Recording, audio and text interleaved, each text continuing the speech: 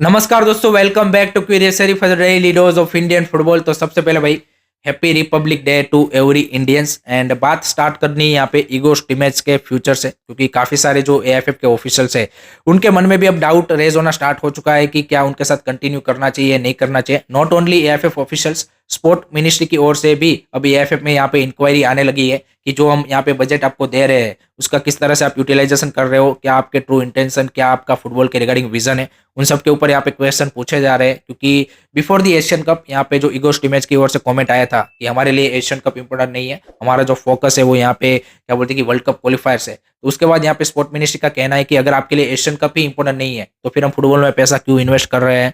ये सबसे बड़ा क्वेश्चन रेज होता है। एएफएफ ने नो डाउट उसके बाद यहाँ पे ईगो स्टिमेज को एक सो कोर्स नोटिस भेजा था कि आपको अगर Indian football, AFF and India के बारे में कोई भी कमेंट करना है सोशल मीडिया पे, देन आपको पहले यहाँ पे हमारी परमिशन लेनी पड़ेगी। दूसरी साइड जो यहाँ पे ट्रेवर सिंक्लोर की अपॉइंटमेंट हुई है वो भी एक काफी बड़ा यहाँ पे क्वेश्चन रेज कर रही है काफी सारे ऑफिसर्स के मन में, क्योंकि just before the Asian cup उनकी अपॉइंटमेंट होना और उनके सीवी में क्या इस तरह का उन्होंने पहले काम कर रखा है कि नहीं रखा है, वो भी सबसे बड़ा क्वेश्चन रेज होता है। एंड 10,000 पर यूएसडी फॉर दिस 3 मैचेस उनको अपॉइंटमेंट किया गया था। ये एशियन कप के बाद वो कंटिन्यू नहीं करेंगे, यानी कि 8.3 लाख। एंड क्या उनका रोल रहा इस एफसी एशियन कप में, ये सारी चीजें यहाँ पे क्या बोलते कि पूछी जा रही है। दूसरी साइड यहाँ पे उन्होंने एक और गोलकीपिंग कोच की भी डिमांड की थी, जिसको यहाँ पे अप्रूव नहीं किया गया एफएफ की ओर से, जबकि ऑलरेडी आपके पास एक तो यहाँ पे गोलकीपिंग कोच है, तो फिर दूसरे गोलकीपिंग कोच की क्यों जरूरत पड़ी। तो ये सबसे बड़ा क्वेश्चन रेज होता है। तीसरी साइड जो सबसे सीरियस है कि यहाँ पे जो आपकी टीम है उसका एटमोस्फियर भी अब उतना ज्यादा सही नहीं है। There is a groupism.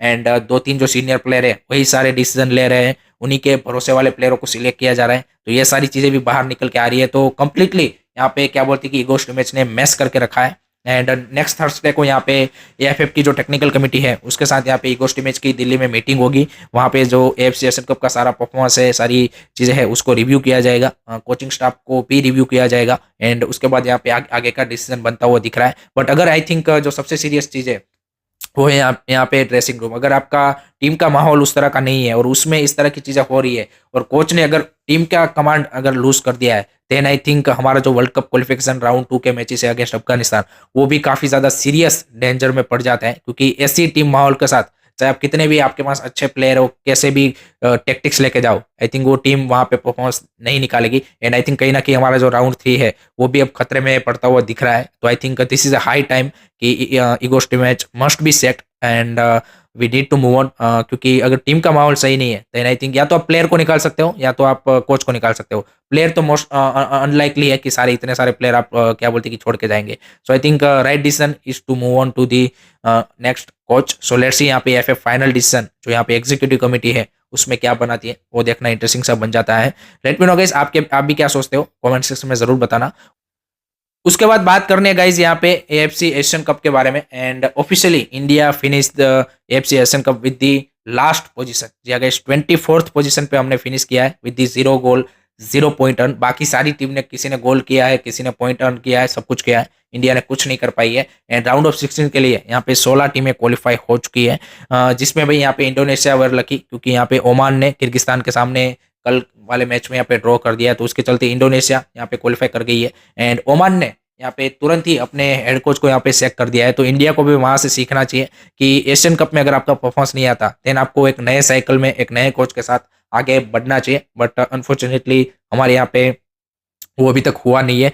दूसरी साइड यहाँ पे भाई मलेशिया ने साउथ कोरिया के सामने 3-3 से ड्रॉ कर दिया। जी गाइस, काफी सारे लोग वहां पे बोल रहे हैं कि साउथ कोरिया जापान को राउंड ऑफ 16 में अवॉइड करना चाहती थी, बट वो उतना ज्यादा भाई आप गेम को कंट्रोल नहीं कर सकते। अगर आपने 1-1 से ड्रॉ किया होता तब समझ में आता। ये तो अगर आप देखें पूरा मैच अब जितना चला है, ऑलमोस्ट 120 मिनट तक मैच चला है, क्योंकि 17 मिनट का आपको क्या बोलते कि इंजरी टाइम मिला था और सारी चीजें थी। तो और 3 गोल हुए हैं यहाँ पे मलेशिया की ओर से। तो इट्स आप सिर्फ इतना नहीं बोल सकते कि भाई यहाँ पे साउथ कोरिया ने करने दिया। I think Malaysia put up a very good fight. And जिस तरह से उन्होंने परफॉर्मेंस दी, आई थिंक जिसके सामने 2 महीने हम पहले बोल रहे थे कि हम रेफरी की वजह से हार गए, तो just not like that. And अब दूसरी साइड अगर आप देखें तो सऊदी अरेबिया के सामने थाईलैंड ने ड्रॉ किया है। सो दैट क्लियरली शोज कि भाई हमारा किस तरह से परफॉर्मेंस था और कैसी हमारी सारी चीजें रही है एफसी एशियन कप में, और कितना बड़ा फेलियर था वो इस इन सारी चीजों से हमें पता चलता है कि जिन टीमों के सामने हम कुछ महीने पहले या फिर कुछ साल पहले इजीली जीत रहे थे या फिर टक्कर दे रहे थे, वो टीमें अच्छा कर रही है। और थाईलैंड ने भी अपना कोच यहाँ पे दिसंबर में ही चेंज किया था। तो ये जो काफी सारे फैंस के दिमाग में है कि हम अभी चेंज करेंगे तो वर्ल्ड कप क्वालिफिकेशन के क्या होगा। तो मैंने जैसे बोला कि अगर टीम का ये माहौल है तो भाई अगर इस टीम के माहौल के साथ इस कोच के ऊपर लेके जाओगे तो उल्टा आप क्या बोलते कि अफगानिस्तान वाले मैचेस भी हारोगे। सो लेट्स सी क्या सारी चीजें होती है। बट राउंड ऑफ 16 की अगर बात करें तो वहां पे भाई साउथ कोरिया वर्सेस क्या बोलते हैं कि सऊदी अरेबिया, ये हमें एक इंटरेस्टिंग मुकाबला, एक हाई वोल्टेज मैच देखने को मिलेगा। बाकी भी सारे इंटरेस्टिंग मैच हो गए but I think this will be a more you can say कि टक्कर वाला एक गेम होने वाला है। सो आई थिंक लेट्स सी इस बार कौन यहाँ पे एशिया का चैंपियन बनता है वो भी देखते हैं। उसके बाद बात करते हैं यहाँ पे आईएसएल के बारे में। तो आईएसएल का जो सेकंड फेज है उसका यहाँ पे शेड्यूल अनाउंसमेंट हो चुका है एंड 31 जनवरी से यहाँ पे सेकंड फेज स्टार्ट हो रहा है with the Jamshedpur taking on north east United. 3 फरवरी को भी यहाँ पे कोलकाता डर्बी है जो कि first half of the season का बाकी रह गया था, वो यहाँ पे खेला जाएगा। मार्च में यहाँ पे 15 दिन का ब्रेक आएगा 14 मार्च टू 30 मार्च, बिकॉज वहाँ पे आपको जो 2 मैचेस अफगानिस्तान के सामने खेलने हैं वहाँ पे।